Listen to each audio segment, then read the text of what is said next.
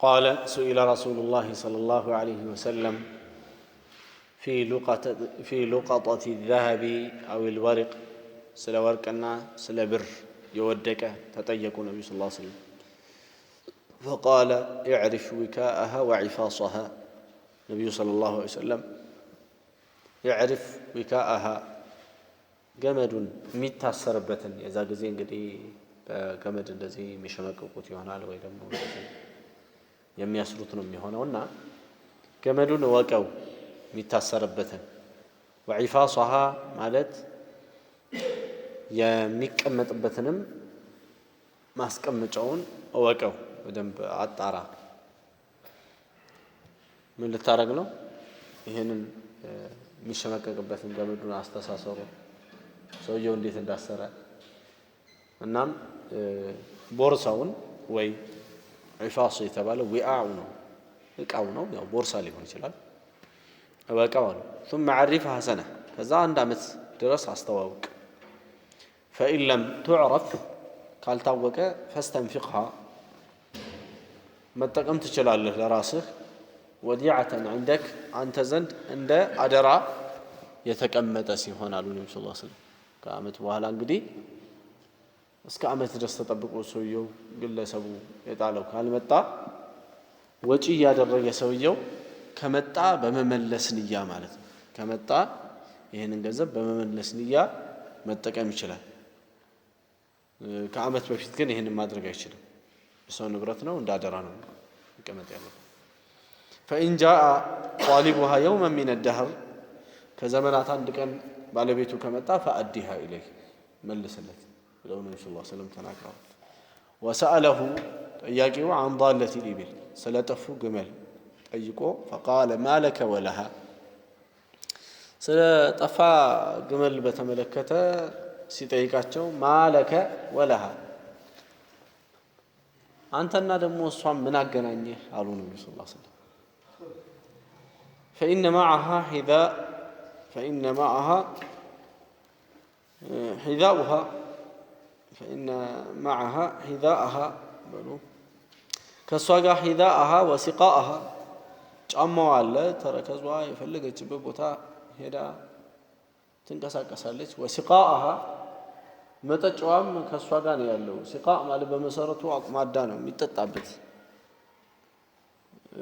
ውሃ ከወንዝ እየተቀዳ መጥቶ ቤት እየተቀመጠ ለከነ ጀሪካን በዛ ዘመን የሚጠቀሙበት ሲቃ ይባላል አሁን አቁማዳዋ ከሷ ጋር ነው ሲባል የተፈለገው ሆዷ አለ ወንዙን ታቀዋለች ግመል እንደሆነች ራሷ ሄዳ ትጠጣለች ጫማዋ ከሷ ጋር ነው ማለታቸው ነብዩ ሰለላሁ ዐለይሂ ወሰለም እንደፈለገች ትንቀሳቀሳለች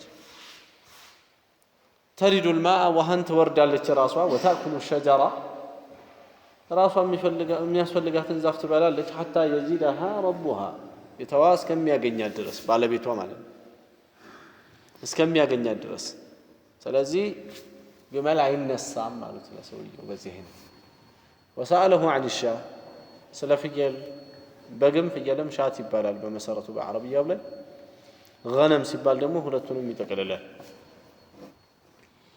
ስለ ፍየል ስለ በግ ጠይቋቸው የጠፋ በግ ወይ ፍየል ምን ይደረጋል فقال خذها يا ذات فإنما هي لك እሷ ወይ ላንተ ነች او لاخيك ወይ ለወንድምህ او للذئب ወይ ለተኩላ ነው የምትሆነውና እቺ ያው صغار السباء አነስተኛ ይሁን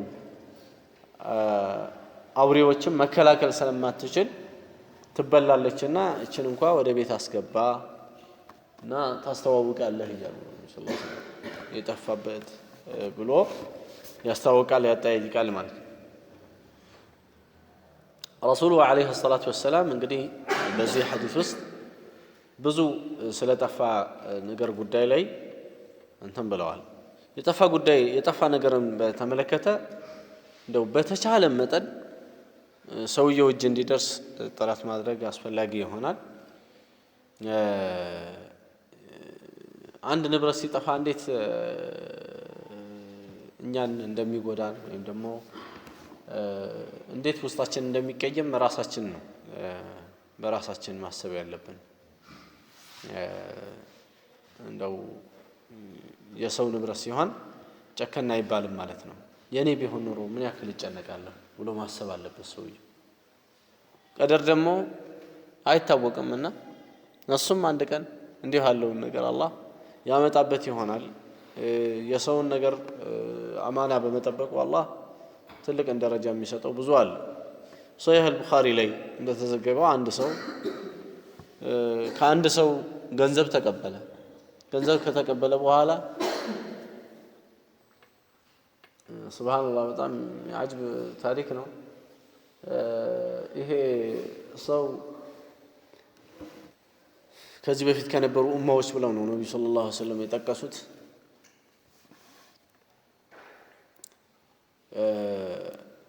ማን ነው ግን ተያዥህ ይለዋል። ገንዘብ ሊሰጠው እንግዲህ ያለው ሰው ማለት ነው። ባለ ገንዘቡ ማን ነው ተያዥ? እኔ ተያዥም ብለው የለኝም አላህ በስተቀር። እንግዲያማ ከሆነ አላህ ከተያዦች ሁላ እሱ ነው የሚበልጠውና አላህን እየጠቀስ ካልተውህም ብሎ ያን ሰው ምን ያደርጋል? ገንዘቡን ይሰጠዋል። እዛ በዚህ ቀን መተህ በቃ ትወስዳለህ ብሎ በመሐከላቸው ባህር አለ የሚጋርዳቸው በሰዎቹ መሐከል ይህንን ገንዘብ ይሰጠዋል። ከሰጠው በኋላ የዛን ቀን የተቀጣጠሩበት ቀን ባህሩ አጠገብ ሄዶ ይሄ ገንዘቡን ይዞ ባህሩ አጠገብ ሄዶ ይጠብቀዋል። ያ ደግሞ ከበስተማዶ ከባህሩ ጫፍ ሆኖ አይተያዩም። ሁለቱም ያው ሌላ ዓለም ነው። በዶን እየተሄደ ነው የሚገናኙት የነበረ የሌላ ዓለም ሰዎች ናቸው ሁለቱ። ያም በዛ ጎን ሆኖ ይሄንቱን አጥቷል። ሰፊነው ወደዚህ የሚመጣበት አጥቶ ተጨንቋል። ይሄኛው ሰው እንግዲህ እኔ አሁን ወደዚህ ሰውዬ መሄድም አልቻልኩም፣ እሱም እስካሁን አልመጣም፣ ቀጠሮ ቀናችን ይሄ ነው፣ ያ አላህ ተያዥም አንተው ነበርክ አንተው አድርስለት ብሎ እንጨት ይቦረቡርና እንጨት ውስጥ ገንዘቡን ከቶ እንጨቱን እዛው ባህሩ ላይ ጥሎት መጣ። ይሄ እንጨት ይሄድና ሰማዶ ላይ ሰውየው የቆመበት ላይ አላህ ያመጣዋል። እንግዲህ እስካሁን ይሄ ሰው አልመጣም። ይሄው እንደማየው ምንም ተሳፈረ እንደሄድ እስካሁን ዶሩም አልመጣም።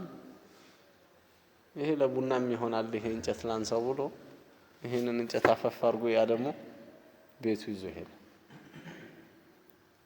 ቤቱ አንዴ እንግዲህ አፈር የሆነ ነገር አፈላለሁ ብሎ ሲሰነጥቀው ገንዘቡ በአጠቃላይ እዛ ውስጥ።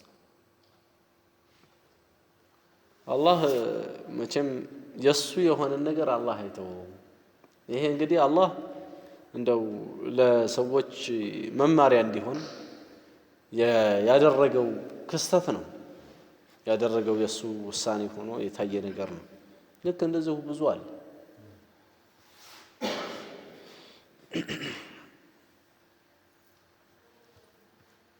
ስለዚህ በራሱ የማይደርስበት አድርጎ አንድ ሰው ማሰብ የለበትም።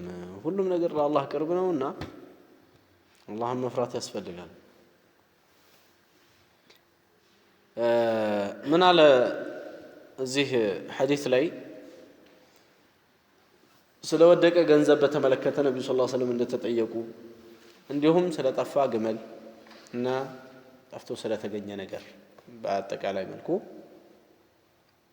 እንደተጠየቁ ነው። ፍየልና በግ የተመለከተ እነዚህ صغار الحيوان ናቸው።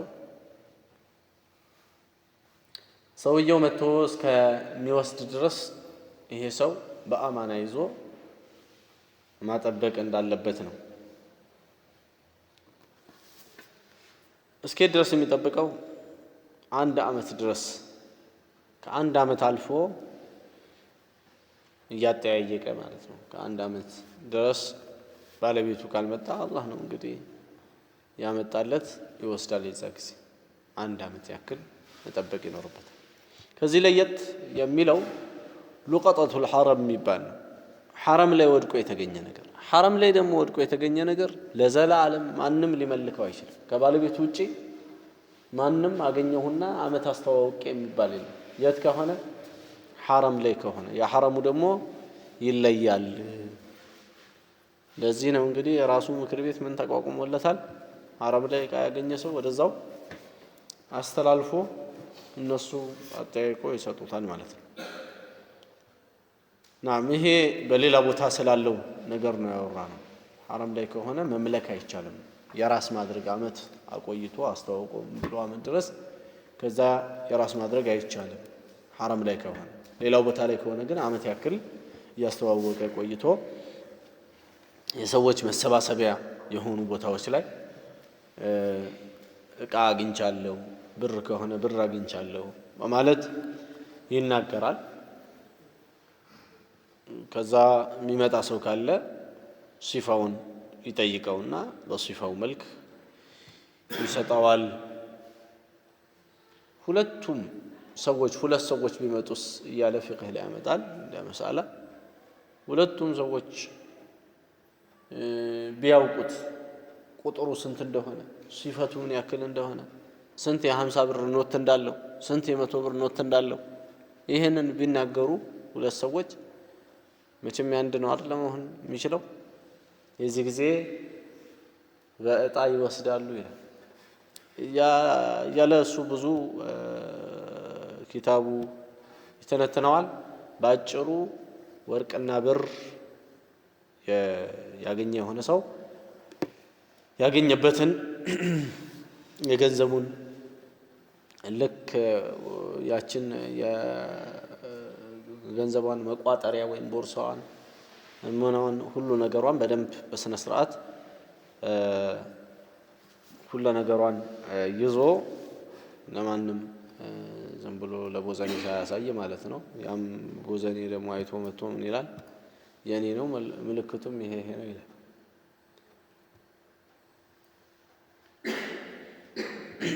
እንደዚህም ሳያደርግ ማለት ነው በጥንቃቄ መያዝና ወደ ባለቤቱ ማድረስ ይኖርበታል። አመት ያክል ያስተዋውቃል። የመስጊድ በራፎች ላይ መስጊድ ሳይሆን መስጊድ በራፎች ላይ በማስተዋወቅ ገበያዎች ላይ በማስተዋወቅ እና የሚያነሳበት ቦታ ላይ ደግሞ ስለሚመጣ ያ ሰው በዛ አይነት በማስተዋወቅ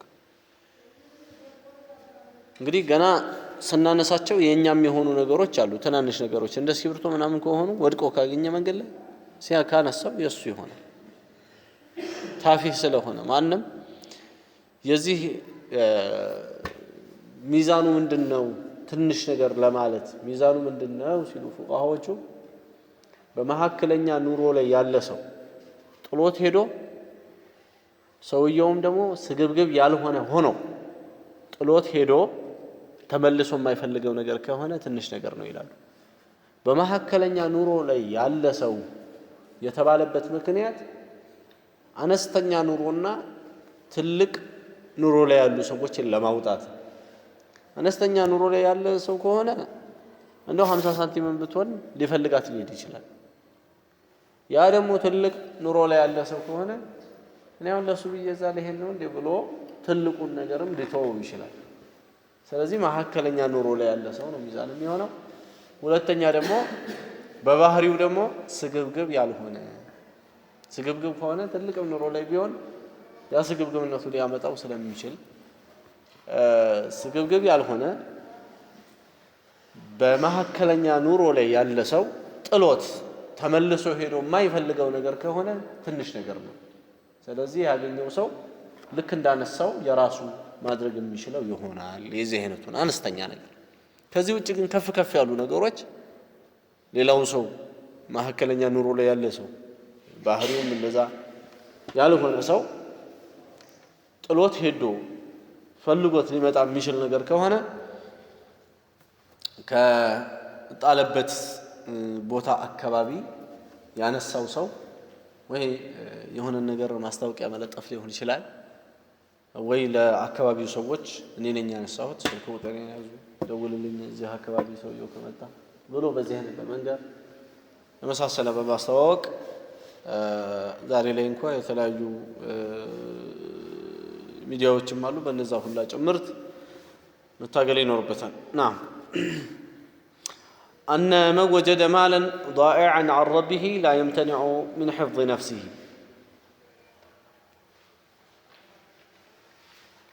استحب له أخذه بقصد الحفظ والصيانة عن الهلاك. እንግዲህ ዕቃ ወድቆ ያገኘ ሰው ማንሳቱ ይወደዳል። በሸሪዓ ማንሳቱ ይወደዳል። ለምንድነው ማንሳቱ የሚወደደው? ለሰውየው ለማድረስና ዕቃውን ከህላክ ለማትረፍ ማለት ነው። ይሄ እንግዲህ የባሰ አደጋ ማያመጣበት ከሆነ ሌላው ጥንቃቄ ማድረግ እንዳለበትና ሲፋቱን ምናምን በደንብ መያዝ እንዳለበት ቦርሳው አይነቱ ምኑ ሁሉ ዕቃውን ውስጥ ያለውን አይነቱን ምኑን በደንብ መያዝ እንዳለበት ነው። ሌላው በሰዎች መሰብሰቢያ ቦታ ላይ ማስተዋወቅ እንዳለበት ነው።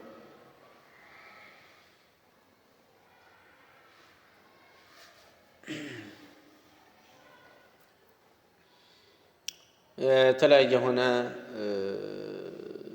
በዚህ ጉዳይ ላይ የተቋቋሙ ተቋማት ካሉ ደግሞ ለተቋማቱ ማስተዋወቅ አስፈላጊ ይሆናል።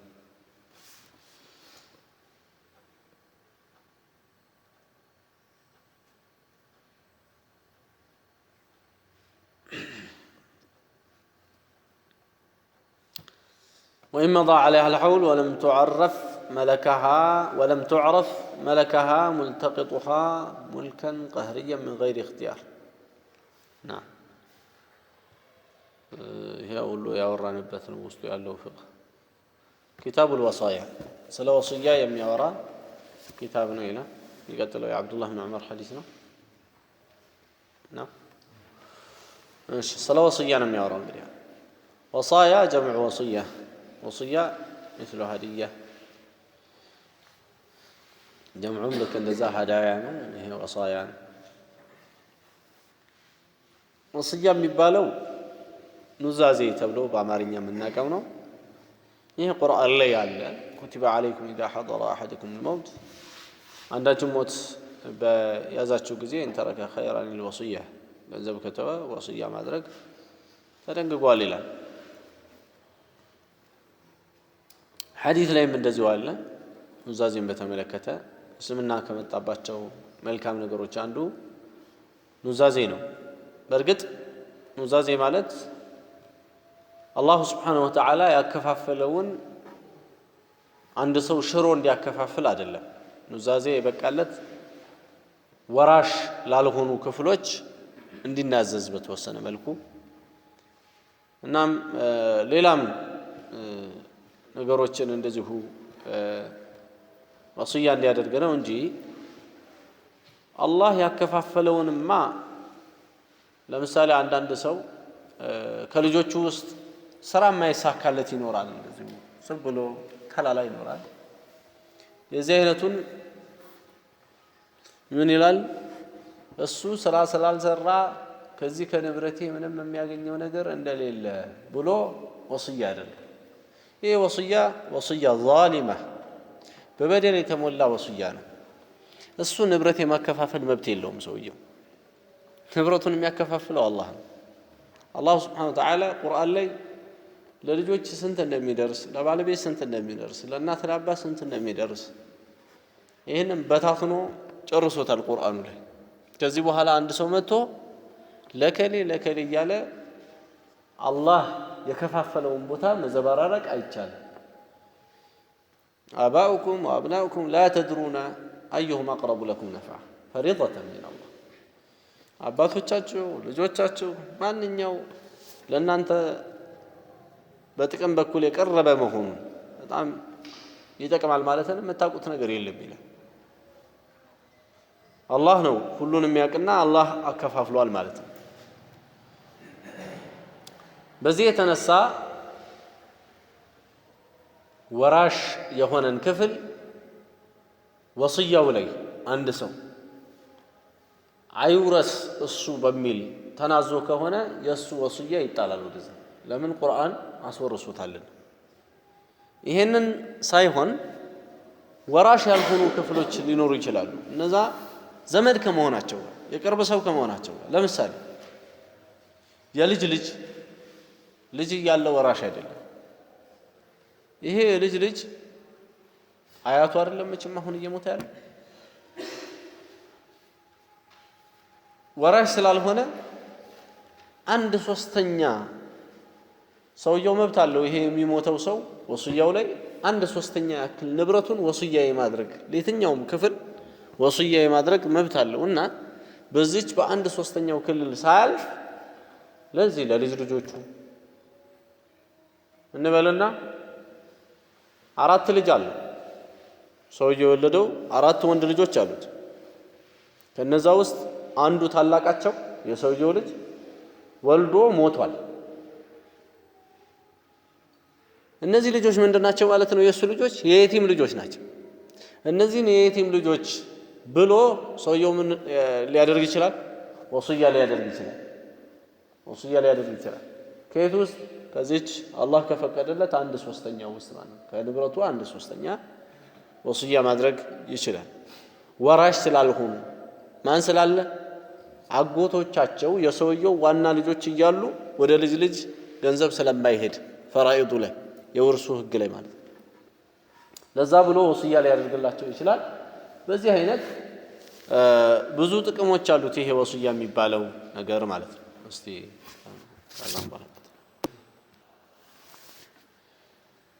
من محاسن الإسلام ነው እንበልና አንድ ሰው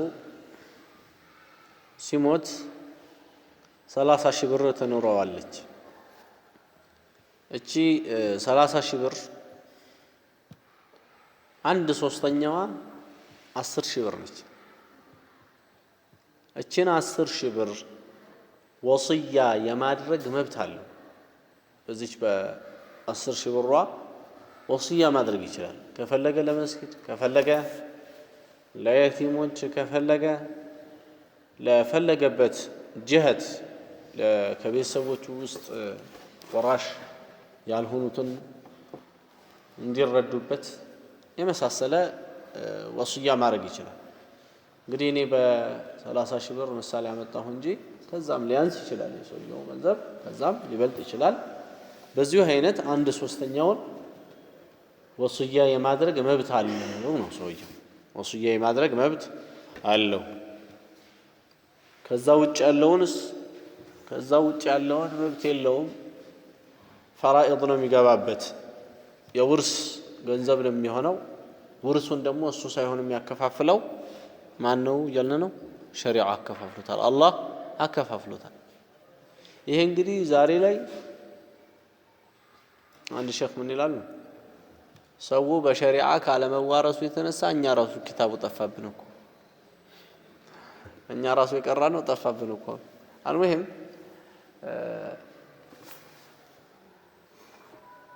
ሸሪዓው አከፋፍሎ ጨርሶታል። ይሄ ቢሆን ኖሮ ሸሪዓው ባከፋፈለው ሰዎች ቢሄዱ ኖሮ ግጭቶችም አይመጡም። በሰዎች መካከል ግጭት የሚባል ነገር አይከሰትም። ለምን?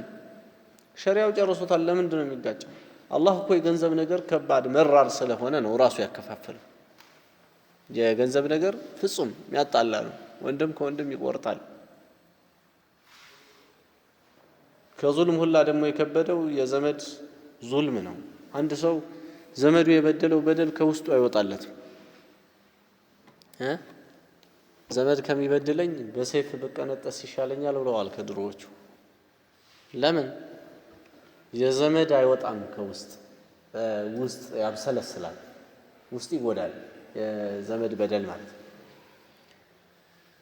እና የዘመድ በደልን ያመጣል። ይሄ ነገር ደግሞ ዘመድ እርስ በራሱ እንዲበዳደል ክፍተት ይፈጥራል።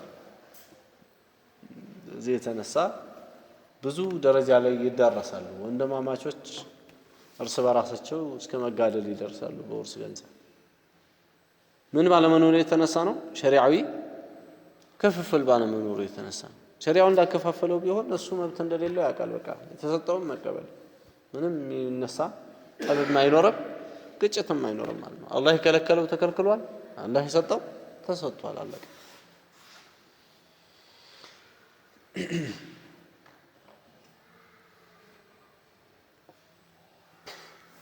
ታዲያ እቺ ወስያ 1/3 ያክል የተለቀቀችለት ሰውየው ሲሞት እንግዲህ በህይወት ዘመኑ ነው ለአንድ ሰው እኔ ስሞት እንግዲህ ይሄን ያክል ገንዘቤን ብሎ ሊናዘዝ ይችላል። በወረቀትም ያሰፈረው ሊኖር ይችላል። ወይም ለሰዎች ነግሮ ሰዎች ሰምተዋል፣ ምስክር አለ በዚህ ጉዳይ ላይ። በዚህ አይነት የተናዘዘውን ነገር ለተናዘዘለት አካል ያንን ወስያ እሱ ከሞተ ማድረስ ተገቢ ይሆናል። እቺ ወስያ ጥቅሟ ምንድነው? በአንድ ሐዲስ አልቁድስ ላይ እንደመጣው የብነ አደም جعلت لك نصيبا من مالك حين أخذت بكظمك ليطهرك به ويزكيك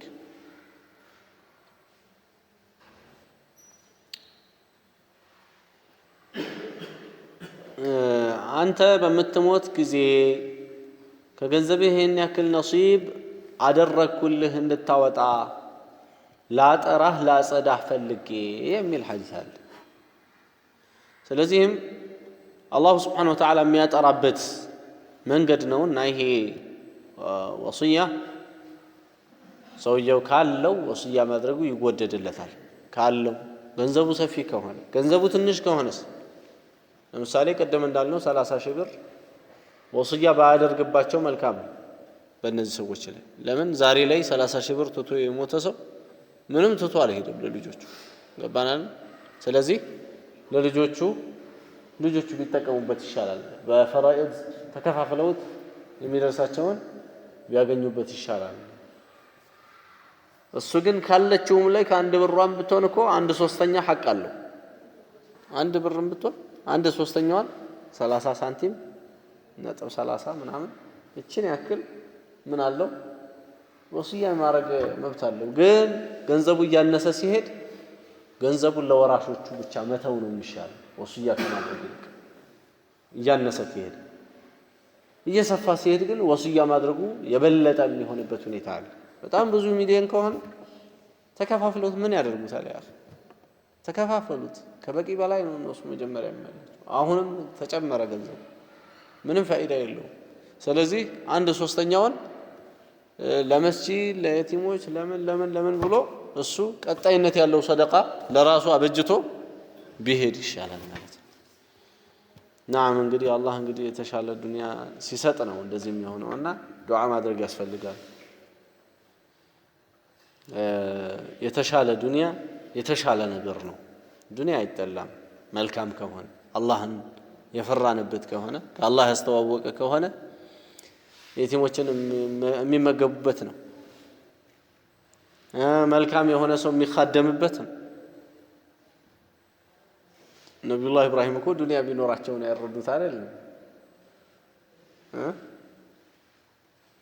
እነዛ እንግዶች በመጡ ጊዜ አላወቋቸውም። ሰዎች መስለዋቸው እንግዳ ሲመጣባቸው ዱንያ ቢኖራቸው ነው ያረዱት።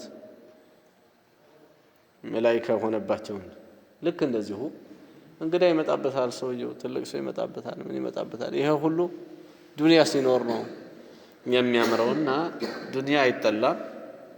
ግን ከሐቁ ሲሆን ነው። ታዲያ ከሐቁ ሲሆን በጥሩ ሲሆን ሳይስገበገብለት ለሱ ብሎ ሐራሙ ሳይዘፈቅ ለሱ ብሎ ወንድሙን ሳይጠላ ወንድሙ ላይ ሲህር ሳያሰራ ወንድሙን በክፉ አይን ሳያይ አላህ ለሱ ያላትን ንጹህ ዱንያ ከሰጠው ትልቅ ነገር ነው።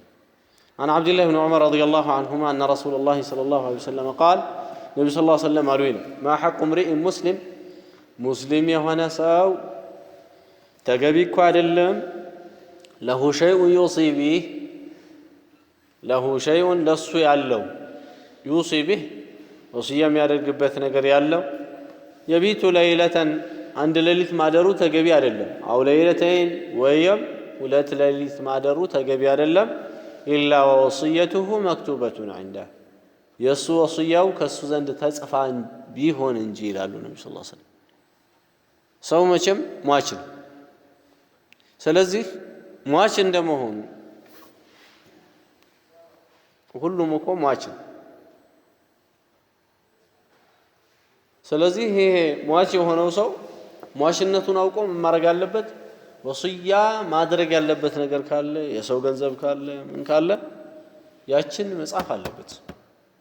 ያችን እሱ ብቻ አይደለም ማወቅ ያለበት እንዲህ ያለውን ጉዳይ ለሌላ ሰው ማሳወቅ መቻል አለበት። ሌላ ሰው ያለበትን እንደዚህ በተገቢ መልኩ ወይ በትክክል በዝርዝር ጽፎ የሚያስቀምጥበት ያስለመደበት ቦታ ሊኖር ይገባል። ሰዎች መተው ከዛ መረጃ የሚያገኙበት ማለት ነው።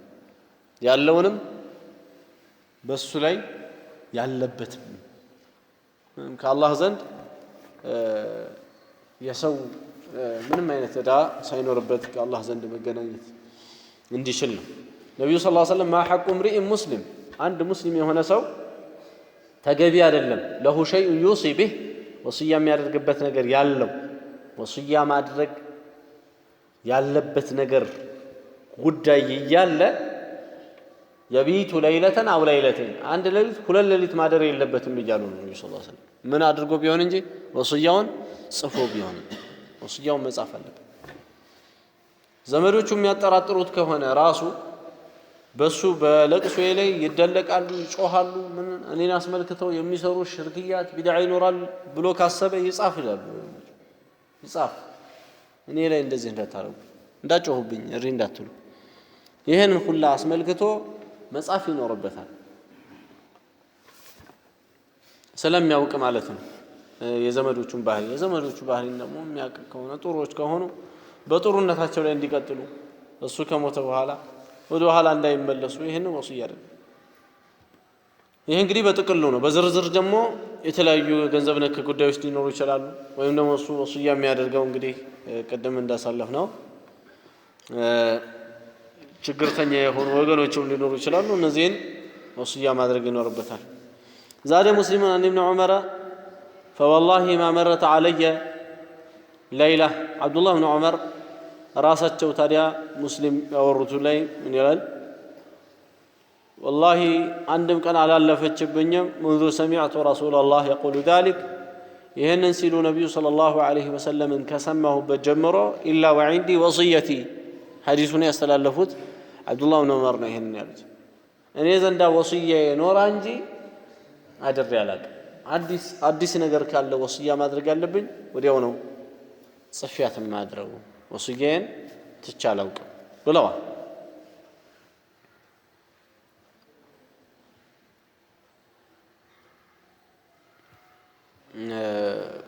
አንዳንዴ ሰዎች ዘንድ የሚጠየቀው አሁን ሰው ከሞተ በኋላ የሚጠየቀው ነገር የሆነ መቃብር ሊቀበር ሲል ለምሳሌ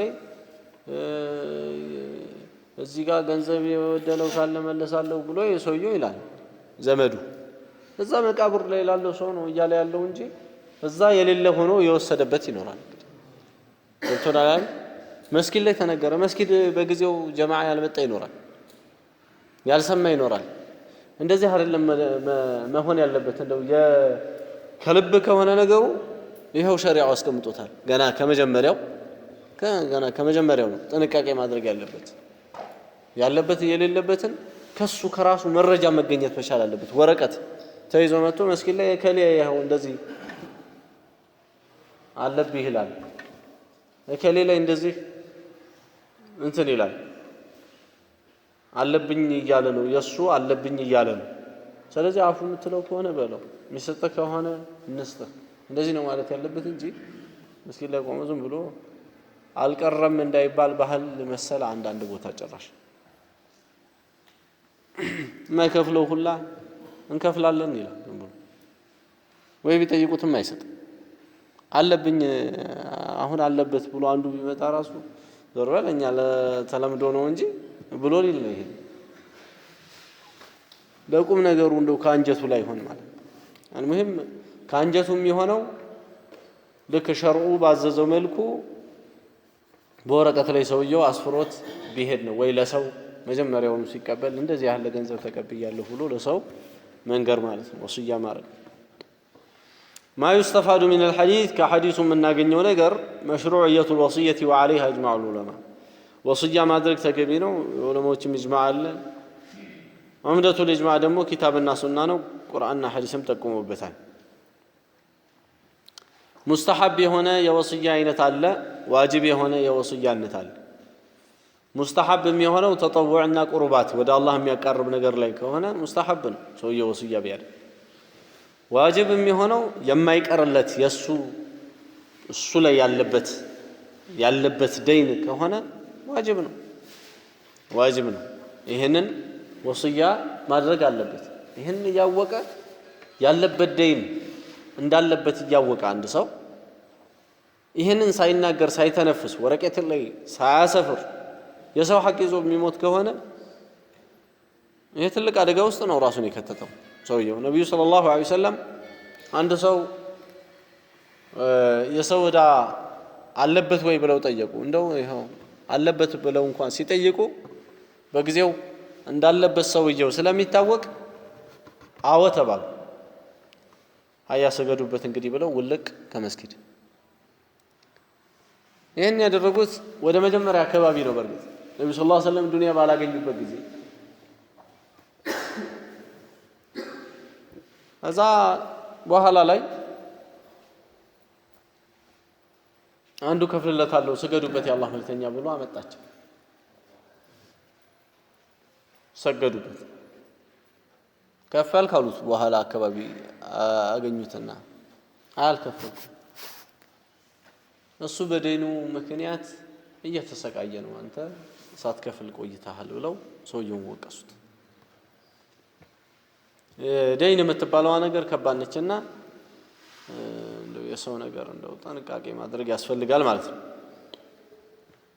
መጽሐፍ ቢያንስ አፉ እንኳን እንዲባል ሰውየው መረጃ ያስፈልጋል ያችን መረጃ ማስቀመጥ ይኖርበታል እንደው እንደ ቀልድ እንዳያያት ለአፍ ሳይሆን እንደው ለቁም ነገሩ ነው አንድ ሰው መያዝ አለበት እንደዚህ ያለው ነገር ሲያዝ ለቁም ነገር سعد بن أبي وقاص رضي الله عنه قال جاءني رسول الله صلى الله عليه وسلم يعودني نبي لتجيكم يمتوني لال سعد بن أبي وقاص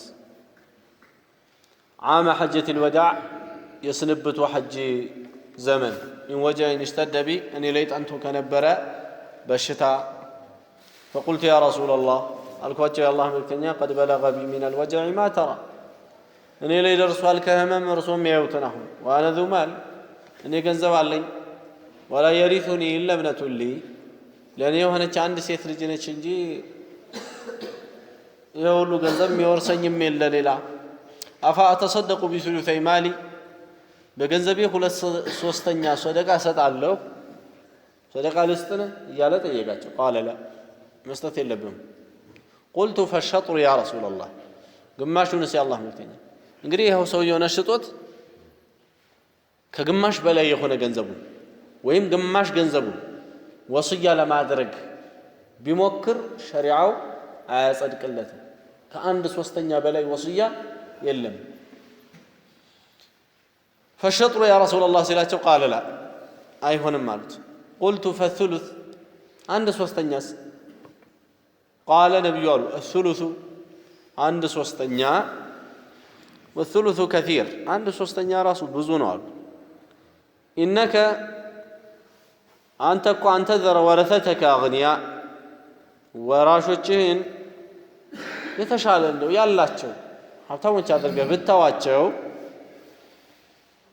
خير بلاجنو من أن تتركهم كم متواجهوا لك عالة دهوش أدركه يتكففون الناس مدافعون ودا سوتش ميزرقو دهوش أدركه كم متواجهوا ገንዘቡን ለሰው ሰደቃ ሰጠ እነሱን ደግሞ ከሰው ሰደቃ ጠባቂ ከምታረጋቸው እነሱን ተታላቸው ብትሞት የተሻለ ነው ማለት وإنك لن تنفق نفقة تبتغي بها وجه الله أنت كو عندي تنموچ አሰጠም የአላህን ፊት ፈልገህበት إلا أجرت بها በዛች አላህ ቢመነዳህ እንጂ حتى ما تجعل في يمرأتك ባለቤትህ አፍ እንኳን ምትጥላት የሆነች ጉርሻ እቺ እንኳን ሰደቃ ትሆንልሃለች ባለቤትህን የምትመግበው ብለው አሉት قال فقلت يا رسول الله أخلف بعد أصحابي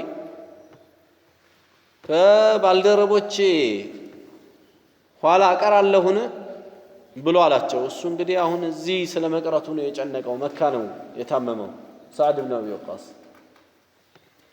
ነብዩ ምን አሉት إنك لن تخلف አንተ እኮ አትቀርም فتعمل عملا تبتغي به وجه الله የአላህን ፊት የምትፈልግበት የሆነን ስራ አትሰራም إلا زدت به درجة ورفعة الله ዘንድ ደረጃ ከፍ ይላል الله ዘንድ ትቃረባለህ ولعلك ምናልባት أن تخلف እሱ እዚህ መካ ውስጥ ለመቀረስ ያናገራቸው እሳቸው ደግሞ በህይወት ሊቀር እንደሚችል ህይወት ሊኖረው እድሜው ሊረዝም እንደሚችል ይሄ ህመሙ የመሞቻው ህመም እንዳልሆነ ጠቆሙት ነብዩ ሰለላሁ ዐለይሂ ወሰለም ولعلك ምናልባት አንተ እኮ أن تخلف ልትቀር ትችላለህ حتى ينتفع بك أقوام ሰዎች እስከሚጠቀሙብህ ድረስ ወይ ضر بك آخرون ሌሎች እስከሚጎዱብህ ይሄ ነብዩ ሰለላሁ ዐለይሂ ወሰለም ንግግር እውነት ሆኖ ሳዕድ ኢብኑ ወቃስ በዛ ህመም አልሞተም ወደፊት ትቆያለህ እንዳሉት በጣም ቆይቶ በዑመር ዘመን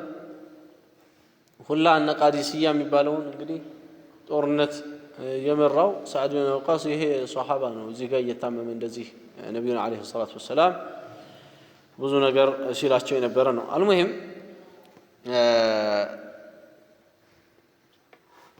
ይሄንን አሉት اللهم امضي لاصحاب هجرتهم ጌታዬ ሆይ ሂጅራቸውን ለሷሐቦቼ ተቀበላቸው ولا تردهم على عقابهم ወደኋላ ማትመልሳቸው ولكن البائس አትመልሳቸው ولكن البائس ነገር ግን የሚያሳዝነው ብለው ነብዩ ሰለላሁ ዐለይሂ ወሰለም ማንን ጠቀሱ ሳዕድ ኢብኑ ኸውላ አንተ ሳትሆን ሳዕድ ኢብኑ ወቃስ ሳይሆን ማንን ነው ሳዕድ ኢብኑ ኸውላ ነው ብለው አሉ ይሄ ሳዕድ የሚባል ኢብኑ ኸውላ يرثي له رسول الله اللهم ملكتني عليه الصلاة والسلام يازن اللت نبر أمات بمكة مكة وسط سلموته لمن إيه يازن اللت ينبر هجرة كادر رقبت هاجر بموتنا رسول يازن اللت ينبر هجرة أدرجو يطبت هاجر مكة زاو بموته يتنسى لزانه النبي صلى الله عليه وسلم يازن ينبر مالتنا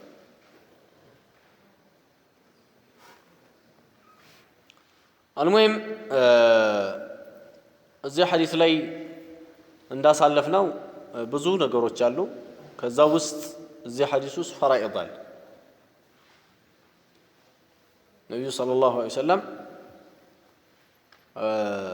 አስተምረውታል ማለት ነው ሳዕድን ምን ብሎ ነው ያለው ወላ የሩሁኒ ኢላ ابنة لي አንድ ሴት ልጅ እንጂ አትወርሰኝም ብሏል ሴት ልጅ ብቻ ነበር የነበረው ይሄ ፈራኢድን በተመለከተ አላህ በዝርዝር ብዙን ተናግሯል እዛው ቁርአኑ ላይ ማየት ይቻላል የውርስ ሰበብ የሚባሉ አሉ ውርስ ሰበቡ 3 ነው አንደኛ ዝምድና ሁለተኛ ትዳር ሶስተኛ ወላ ይባላል ከነዚህ 3 ነገሮች ውጪ እኔ የቅርብ ጓደኛው ነኝ እኔ አስተማሪው ነኝ እኔ ጎረቤቱ ነኝ አይሰራም ማለት ነው ውርስ ላይ ሰበብ አይሆን ሰበቡ 3 ነው የውርስ ዝምድና ትክክለኛ ትዳር ወላ የሚባለው ልክ እንደ ዝምድና አይነት ነው ብለው ነብዩ ሰለላሁ ዐለይሂ ወሰለም ተናግረዋል አልወላኡ ሉህመቱን ከሉህመት النسب እንዳይወርስ ደግሞ ሰውየውን የራስ ልጅ ከመሆኑ ጋር የሚከለክል ነገር አለ የዲን መለየት ይሄኛው የሞተው ሙስሊም ነው ያ ሰው ደግሞ ልጁ ደግሞ ካፊር ነው አይወርሰውም ይዝልስ የዲን መለየት ስላለ እንዲሁ ባርነት ካለውም ባሪያ ለባለቤቱ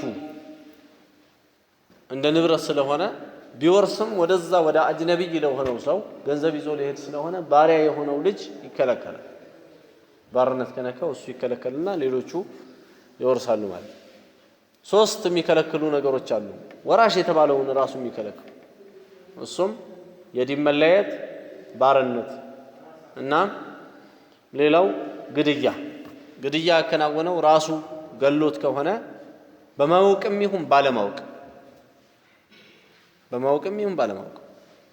እንበልና መኪና እያበረረ ሲሄድ አባቱን ገጫ አንስ አላወቅም አባቱ መሆኑን ወርዶ ሲያው አባቱ ነው አይወርሰውም ይሄን አባቱ በድንገት ነው የገደለው ቢባል አይወርሰውም ለምን በድንገት ሳይሆን የሚገሉ ሰዎች የገደልነው በድንገት ነው እኮ እያሉ እንዳይመጡ ሸሪዓው መጀመሪያ በሩን ቆልፎባቸው ሸሪዓ ምን ይላል من تعجل شيئا قبل اوانه عوقب بحرمانه አንድ ነገር ሰዓቱ ሳይደርስ የቸኮለ ሙሉ ለሙሉ በመከልከል ይቀጣል ይላል አባቱን ገና መጠበቅ አቅቶት አረከ ሞትክልኝማ ወራሽ አይደለሁ እንደመሆነው ብሎ ቢገል ወራሽ አይሆንም ማለት ليس للقاتل شيء ብለዋል ነብዩ ሰለላሁ ዐለይሂ ወሰለም ለገዳይ ምንም የለውም ከውርስ ብለው ተናግረዋልና እነዚህ ሶስት ነገሮች ውርስን የሚከለክሉ ይሆናሉ ከዛ ውጭ እንግዲህ ዝምድና ያልነው ዝምድና ውስጥ ሁለት አይነት አወራረስ አይነት አለ አንደኛው በዑሱባ የሚባል ነው ሁለተኛው ደግሞ በዙል ፈርድነት የሚባል ነው እነዚህ እንግዲህ አላህ Subhanahu Wa Ta'ala ከነሱ ውስጥ አንድ ሁለተኛ ወራሽ ያደረገው አለ አንድ አራተኛ ወራሽ ያደረገው አለ አንድ ስድስተኛ ወራሽ ያደረገው አለ አንድ ስምንተኛ ወራሽ ያደረገው አለ ሁለት ሶስተኛ የሚወርሱ አሉ እነዚህ እንግዲህ አንዱ እየተጠባበቁ ነው አንዱ በጠፋበት አንዱ እየመጣ እንደዚህ ሸሪዓው ባከፋፈለው መልክ የሚወርሱ ናቸውና በዚህ አይነት ይወርሳሉ عند حديث الله الحق الفرائض بأهلها من الزالين قراءة إن شاء الله هذا وصلى الله وسلم وبارك على نبينا محمد وعلى آله وصحبه أجمعين